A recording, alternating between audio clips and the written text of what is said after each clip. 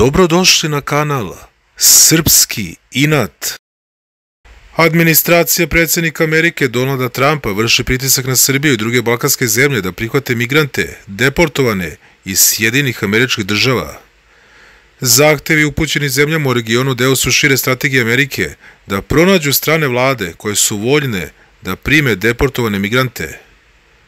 Prošlog meseca Vrhovni sud SAD-a dozvolio je Trumpovoj administraciji da ukine privremeni pravni status stotinama hiljada migranata koji žive u Sjedinjenim Državama, što je dodatno osnažilo Trumpov napor da pojača deportacije.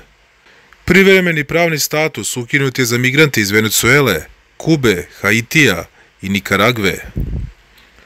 Trumpova administracija traga za mogućim destinacijama za migrante koje bi mogli biti deportovani kao rezultat te odluke.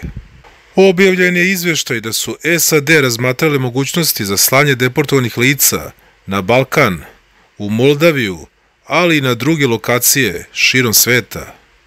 Srbija, koja ranije nije bila navođena kao potencijalna destinacija za deportovani iz Sjedinjenih Američkih Država, značajna je porodici Trump iz drugog razloga i podsjeća se na plan da se Generalštab pretvori u Trumpov hotel.